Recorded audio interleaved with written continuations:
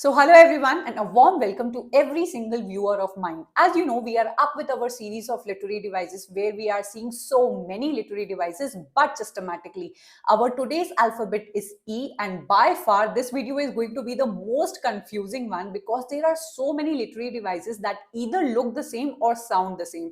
But don't you worry on that, as our pattern goes, we are going to see some funny and relatable examples which will make it very easier for you to remember them for a longer period of time. So on that note, we are quickly going to jump into our video. So our first literary device is elegy, and every one of you must be knowing about elegy. ये एक ऐसी poem होती है जो किसी की death के occasion पे या फिर एक डिजीज्ड पर्सन के ऊपर लिखी जाती है, यूजुअली शोक मनाते हुए। तो इस पर्टिकुलर पोएम की जो थीम होती है वो सैड होती है, वो मिलैंकलिक होती है, बहुत ही ग्लूमी टोन्स को यूज किया जाता है, एंड द स्पीकर और द ऑथर लेमेंट्स और mourns about the death of his beloved partner or a friend or anyone in general. आप सबको पता होगा कि एलिजी जो है उसका एक सब टाइप भी होता है पैस्टोरल एलिजी, जहां पे शेफर्ड्स होते हैं एंड जहां पे माइथोलॉजिकल कैरेक्टर्स होते हैं, about which we are not going to talk about in this video. अब एलिजी के दो और काइंड्स बोले जाते हैं, एक है आपकी पर्सनल एलिजी और एक है आपकी इम्पर्सनल एलिजी। आइए देखते हैं। जो पर्सनल एलिजी होती है वो तो एक कॉमन एलिजी की तरह talks about or laments the death of a particular person. इस पर्सनल एलिजी में आप डायरेक्टली किसी पर्टिकुलर पर्सन की डेथ पे, मृत्यु पे शोक मनाते हैं। What is impersonal elegy? अब एलिजी सिर्फ किसी की डेथ पे ही नहीं लिखी जाती है। You can also write an elegy when you are lamenting over the loss of something greater than a person. हमारे आज के आसपास आप किसी चीज को लेकर बहुत ज्यादा सैड हैं, मॉरल वैल्यूज खत्म हो चुकी है हमारी दुनिया में, या फिर करप्शन बहुत ज्यादा आपको देखने को मिल रहा है, तो आप उस चीज के ऊपर भी शोक मना सकते हैं, आप लेमेंट कर सकते हैं। इस टाइप की हम लोग एलिजी को इम्पर्सनल एलिजी बोलते हैं। As you can see, you can grieve over destiny और ह्यूमन लाइफ। ह्यूमन लाइफ से रिलेटेड कोई भी ऐसा थीम है जो अब खो चुका है, जो पहले था या मर चुका है, कोई ऐसी मॉरल वैल्यूज जिसको आपको लगता है कि वो पहले अच्छी थी अब नहीं है एंड खत्म हो चुकी है लोगों के अंदर, तो you can show your grief towards that particular और लॉस्ट थिंग। तो इसको हम लोग इम्पर्सनल एलिजी बोलेंगे। इम्पर्सनल एलिजी का बहुत अच्छा एग्जाम्पल है elegy written in a country churchyard by your Gray, जहां पे ये एक पुअर पीपल के ऊपर, मोस्टली जो ऑर्डिनरी मैन होते हैं उनकी डेथ के ऊपर ये पूरी एलिजी लिखी हुई है। ना सिर्फ एक इंसान को यहाँ पे देखा गया है but all people in general. Then आपकी पर्सनल एलिजी की अगर हम लोग बात करें तो O captain my captain Walt Whitman की ये एक बहुत अच्छी पोएम है जो अब्राहम लिंकन की डेथ के ऊपर आपके वॉल्ट विटमैन लिखते हैं। एक ऐसी एलिजी जहां पे ये शोक मनाते हैं आपके विटमैन की डेथ के ऊपर। So I hope elegy is clear. अब इसी से रिलेटेड एक टर्म आता है यूलॉजी। अब एलिजी आपने देखा कि जिस तरीके से शोक प्रकट करता है किसी की डेथ के ऊपर, यूलॉजी जो उससे मिलता जुलता है। यहाँ पे शोक नहीं प्रकट किया जाता है but you write this piece of writing in praise of someone. अब यहाँ पे there is one more catch की एलिजी एंड यूलॉजी जो एक जैसा दिख रहा है। एलिजी में आप किसी की डेथ हो जाती है तभी वो पोएम लिखते हैं, लेकिन यूलॉजी किसी की प्रेस करने के लिए डेथ की जरूरत नहीं पड़ती है। आप डेथ के भी टाइम पे इसको बोल सकते हैं, लेकिन अगर कोई इंसान जिंदा भी है, सपोज कोई ऐसा ऑफिस है जहां पे एक elderly man is getting retired and वो उस दिन उसका रिटायरमेंट या फेयरवेल किया जाता है, तो उस टाइम पे कोई भी जो उसका बिलवेड या कोई ऐसा कलीग है जो उनके बारे में अच्छा बोलना चाहे, उस पर्टिकुलर पीस ऑफ राइटिंग को हम लोग यूलॉजी बोलते हैं, जो किसी जाते हुए इंसान के ऊपर प्रेज, उसकी तारीफ करते हुए या उसकी लाइफ पे या उसने जो टर्म पूरा एक ऑफिस में लगाया उसको सेलिब्रेट करने के लिए आप प्रेज कर सकते हैं। So as you can see, eulogy is a speech of writing in praise of a person और a thing. You can also write this particular piece of writing for a thing, especially one recently deceased और retired. कोई इंसान मर गया है, उसकी आपको तारीफ करनी है, प्रेज करना है, उसके ऊपर आप ये यूलॉजी लिख सकते हैं। लेकिन कोई रिटायर हो रहा है, किसी का बर्थडे है, कोई बहुत स्पेशल ओकेजन भी है and you want to be sweet to some person, you want to praise that person, तो आप यूलॉजी का यूज कर सकते हैं। You just don't have to confuse eulogy and elegy. Elegy आप सबको पता होना चाहिए कि it is a tribute to the dead, whereas your eulogy can be used in any of the occasion, either for dead or for a living person. Okay, so I hope this is clear. ये था हमारा पहला confusing combo जहां पे elegy and eulogy था। Next up we have epitaph.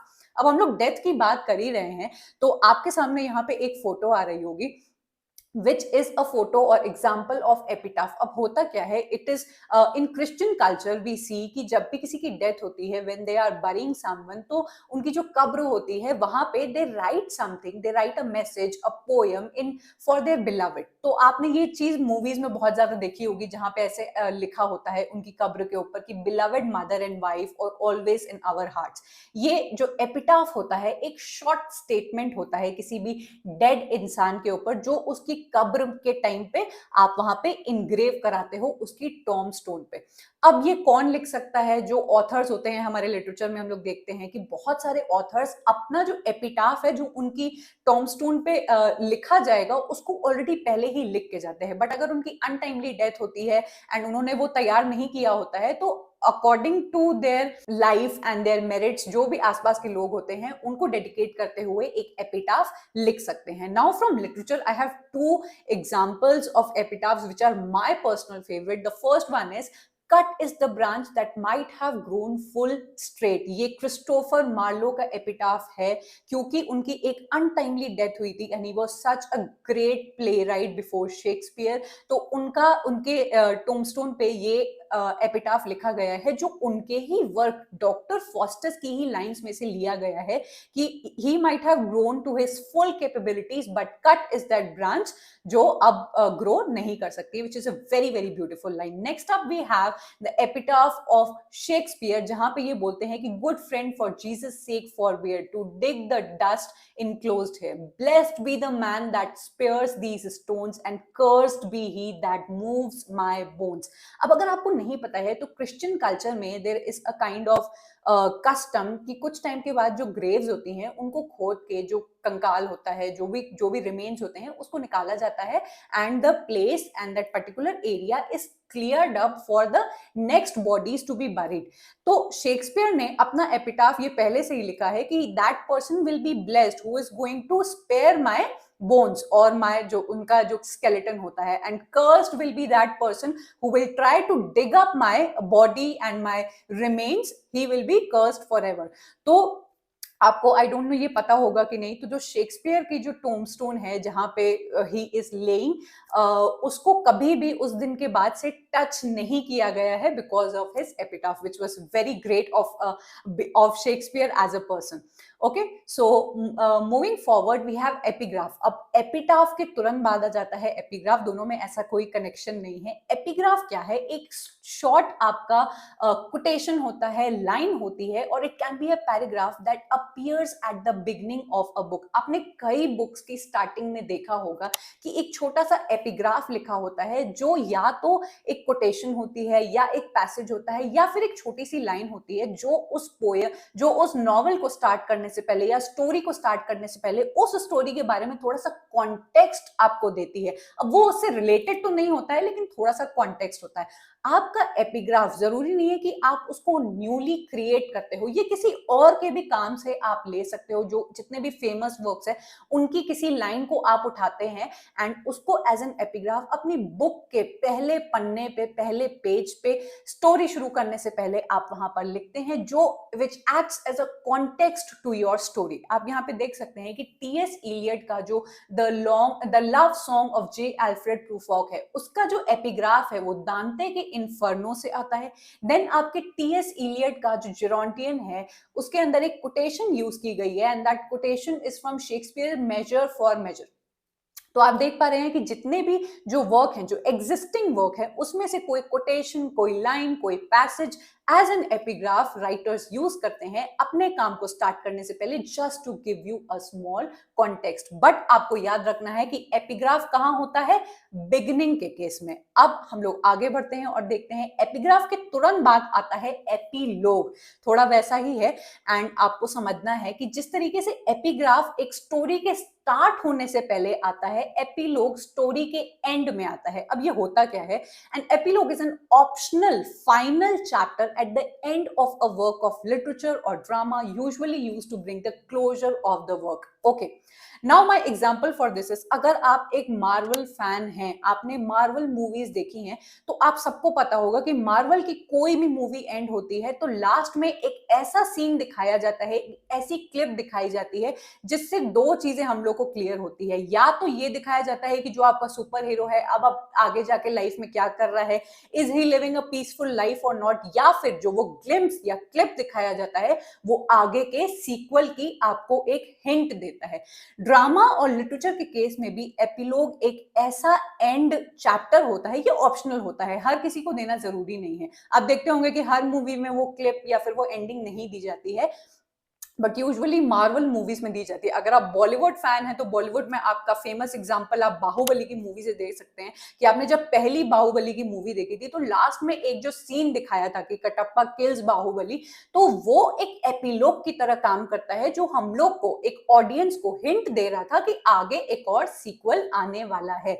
तो epilogue बस इतनी सी ही चीज होती है, एक फाइनल चैप्टर, सीन या ग्लिम्स होती है जो हम लोग को आगे के जीवन के बारे में या तो ये बताती है कि your characters are doing good in their life after so many years, या फिर वो आगे के लिए आपको एक ग्लिम्स देती है, नथिंग एल्स। आई होप इस एग्जांपल से आपको बहुत अच्छे से क्लियर हो गया होगा। So purpose of epilogue is sequel possibilities या फिर कोई फर्दर मैसेज। ओके, तो ये आपको याद रखना है कि जो आपका एपिग्राफ है वो आपकी किसी स्टोरी के पहले पेज पे एक छोटा सा लिया गया कोई कॉन्टेक्सचुअल लाइन या पैसेज होता है, whereas your epilogue is a last scene और a final chapter which is optional, जो कि आप अपने काम को सप्लीमेंट करने के लिए दे सकते हैं। Okay, so I hope this is clear. Moving forward we have epiphany. Okay, now this is a very different kind of a literary device from the above literary devices, जहाँ पे हम लोग डेथ और स्टार्टिंग एंड एंडिंग सीन्स के बारे में बात कर रहे हैं। एपिफेनी एक ऐसा लिटरेरी एलिमेंट होता है जहाँ पे किसी कैरेक्टर को स्टोरी चलते चलते अचानक एक सडन रियलाइजेशन होता है, और वो सडन रियलाइजेशन कोई सच नहीं होता है, उसको अचानक से कोई अवेकनिंग होती है एक लार्जर पिक्चर की, कि उसको कोई एक जीवन के बारे में एक ऐसी बड़ी बात समझ में आ जाती है जो उसको यूजुअली नहीं समझ में आ रही थी। अब लिटरेचर के केस में हम लोग जब ये देखते हैं तो हम लोग को समझ में आता है कि ये एक सडन रियलाइजेशन होता है जहां पे किसी कैरेक्टर के सामने कोई राह खुल जाती है या कोई सच सामने आता है, when he sees the bigger picture about the life. अब ये सिर्फ लिटरेचर से ही नहीं लिमिटेड है, आपके टेक्नोलॉजी और साइंस में भी देखा गया है कि एपिफेनी उस मोमेंट को बोला जाता है। मूवीज में आपने देखा होगा कि कोई एक ऐसा साइंटिस्ट है जो बहुत टाइम से किसी टाइम मशीन के ऊपर काम कर रहा है, but he is not able to complete his project, उसको वो एक पर्टिकुलर फॉर्मूला नहीं मिल रहा होता है, but some day walking down the area of trees और doing something in the soil, वो कोई भी काम कर रहा होता है एंड अचानक से उसको वो जो मिस्ड फॉर्मूला होता है वो समझ में आ जाता है एंड उसका वो प्रोजेक्ट पूरा कंप्लीट हो जाता है। तो दैट मोमेंट जब आपकी कोई मिस्ट्री सॉल्व हो जाती है, कोई आपको सडन चीज रियलाइज हो जाती है, अवेकनिंग हो जाती है, आपका काम पूरा हो जाता है, तो that can also be known as your epiphany. हम लोग ने लिटरेचर में देखा, टेक्नोलॉजी में देखा, एवरीडे लाइफ में भी हम लोग के साथ ऐसा होता रहता है और ये किसी के भी साथ हो जाता है। मूवी से ही हम लोग एग्जांपल लेते हैं कि you must have friend zoned a person and you suddenly realise that जिसको इतने टाइम से आप अवॉइड कर रहे हैं, फ्रेंड समझ रहे हैं, वो तो आपसे प्यार करता है और समथिंग ऑफ दैट सॉर्ट। तो ये एक एपिफेनिक मोमेंट होता है। अब हम लोग की एपिफेनी का जो क्लासिक एग्जांपल लिटरेचर में यूज किया जाता है is from James Joyce's novel a portrait of an artist as a young man, जहां पे स्टीफन डिडालिस पूरी अपनी नॉवल में दिखाया है कि वो कुछ आर्टिस्ट बनना चाहता है, अपनी रियल आइडेंटिटी खोज रहा होता है कि उसको क्या करना है, बट देन सडनली वो एक बीच पे जाता है and he sees a beautiful woman. उस वुमन की ब्यूटी को देख के उसको एक एपिफेनिक मूवमेंट का रियलाइजेशन होता है एंड ही डिसाइड्स कि वो उस दिन के बाद से एक राइटर बनेगा। तो वो उसके जीवन का एक एपिफेनिक मूवमेंट होता है। तो ये जो सडन रियलाइजेशन होता है ये किसी के भी साथ हो सकता है, आपके भी साथ हो सकता है। Okay, so moving forward we have epistle. Now ये एक ऐसा लिटरेरी डिवाइस है जो कि एक लेटर फॉर्मेट में लिटरेचर में यूज किया जाता है, जो कि जिसमें जो लिखने वाला, जो लेटर लिखने वाला है, वो अपना हालचाल नहीं बताता है आपको उस लेटर में, but this is a kind of didactic और अ मॉरल लेटर जिसमें किसी टॉपिक के बारे में वो बात करता है या रिफ्लेक्ट करता है या अपनी टीचिंग्स को बताता है। Let's take a look. An epistle is a writing or directed or sent to a person or a group of people, usually an elegant or formal didactic letter. अब ये लेटर कोई फॉर्मल या informal type का, वो जो हम लोग school में लिखते थे वैसा लेटर नहीं होता था कि to the principal and what not. ये एक ऐसा लिटरेरी जॉनरा में, लिटरेचर के केस में एक लेटर होता है जहां पे आप एक पीस ऑफ राइटिंग लिखते हो, बस वो आप किसी को भेजते हो जिसमें आपने किसी टॉपिक के ऊपर कुछ टीचिंग्स दी हुई होती हैं, कुछ मॉरल बातें की हुई होती हैं, बस ये इतना होता है। ओके, हमारा लिटरेरी बेस्ट एग्जांपल इसका है an epistle to doctor Arbuthnot written by your Alexander Pope. Okay, I hope this is clear. Moving forward, we have a very similar term, epistolary novel. Epistle हम लोग ने देख लिया जो एक टाइप का डायडैक्टिक लेटर होता है। अब हमारे सामने है एपिस्टोलरी नॉवल, ये भी लेटर से रिलेटेड होता है। ये जो नॉवल होती है ये एक series of collection of letters या डॉक्यूमेंट्स होता है जो लिखी जाती है। अब ये जो डॉक्यूमेंट्स होते हैं सिर्फ सीरीज ऑफ लेटर नहीं होते हैं, ये हो सकती है आपकी डेली जर्नल एंट्रीज, न्यूज़पेपर की क्लिपिंग्स हो सकती हैं, एंड आपके बहुत सारे ऐसे डॉक्यूमेंट्स हो सकते हैं जो एक इंसान ने अपने पूरे टाइम स्पैन में लिखे होते हैं अपने जीवन के बारे में। तो उन सबको जब आप एक जगह कलेक्ट करते हो तो वो बन जाती है आपकी एपिस्टोलरी नॉवल। इसके फेमस एग्जांपल्स आपने सैमुअल रिचर्डसन की पामेला और क्लैरिसा पढ़ी होगी। ये बहुत अच्छी क्या कहते हैं तरीका होता है जहां पे आपका जो पॉइंट ऑफ व्यू होता है वो ओमनीसिएंट नरेटर का पॉइंट ऑफ व्यू होता है, जहां पे वो अपने बारे में आपको सब कुछ डिमॉन्स्ट्रेट करता है थ्रू लेटर्स, पर्सनल डायरीज और stuff like that. Okay, I hope this is clear कि एपिस्टल और एपिस्टोलरी नॉवल क्लियर है। ओके, आगे बढ़ते हैं। We have again a very confusing term जिसको हम लोग बोलते हैं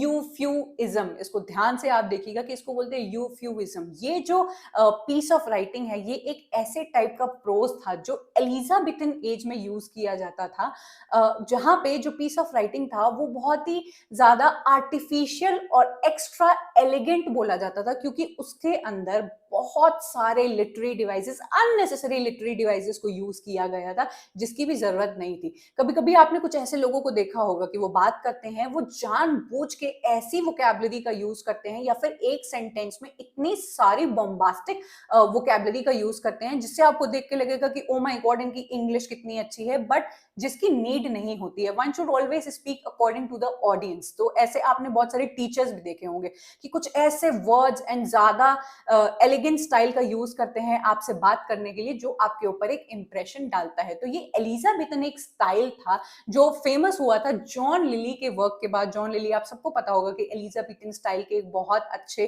फेमस राइटर है। इनका जो वर्क था एन एनाटॉमी ऑफ विट, जिसके अंदर जो इनका कैरेक्टर था यूफियस, वो एक बहुत ही ग्रेसफुल और विटी इंसान था, एंड इनसे ही ये प्रोज निकल के आता है। इस प्रोज के अंदर बहुत ही artificial, highly elaborate way of writing या स्पीकिंग को यूज किया गया है, जिसके अंदर आप antithesis, alliteration, repetition, rhetorical question, मतलब कि बस सोफिस्टिकेटेड दिखाने के लिए और ऑर्नेट दिखाने के लिए आप excess use of figures of speech का यूज करते हैं। ओके, ये जो स्टाइल थी एलिजाबेथन लिटरेरी स्टाइल थी, आपने अगर देखा होगा कि एलिजाबेथन स्टाइल में जो लैंग्वेज थी उसको बहुत ज्यादा ऑर्नामेंटल बनाया जाता था to attract the attention of the readers. तो यूफ्यूइज्म आपका यही है कि artificial use of so many literary devices just to make it look sophisticated. Okay, then euphuism के बाद हम लोग के पास आता है यूफेमिज्म। आपको दोनों के बीच में कंफ्यूज नहीं होना है, वो बिल्कुल अलग चीज थी, ये बिल्कुल अलग चीज है। अब ये बहुत सिंपल है, आप सबको पता होगा कि कभी कभी आपको कोई एक ऐसी ब्लंट और रूड चीज बोलनी होती है but you don't want to sound rude.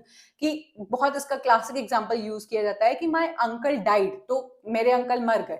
तो मरने की जगह आप वर्ड यूज करेंगे कि माय अंकल पास्ड अवे। तो ये एक जो सब्स्टिट्यूट टर्म होता है जो थोड़ा सा प्लीजेंट एंड थोड़ा सा माइल्ड लगता है, इसको हम लोग यूफेमिज्म बोलते हैं। जब आप किसी ब्लंट या रूड चीज को बोलने से अच्छा है थोड़ा सा एक सब्स्टिट्यूटिव ऑल्टरनेटिव वर्ड को यूज करते हैं जस्ट टू साउंड प्लीजेंट। किसी की नौकरी चली गई, उसको बोलते हैं यू गॉट फायर्ड, तो यहाँ पे उसका एक सब्स्टिट्यूटिव टर्म यूज किया गया है कि लेट को। ठीक है, तो आपका euphemism is a mild or indirect word or expression substituted for one considered to be too harsh or blunt when referring to something unpleasant or embarrassing।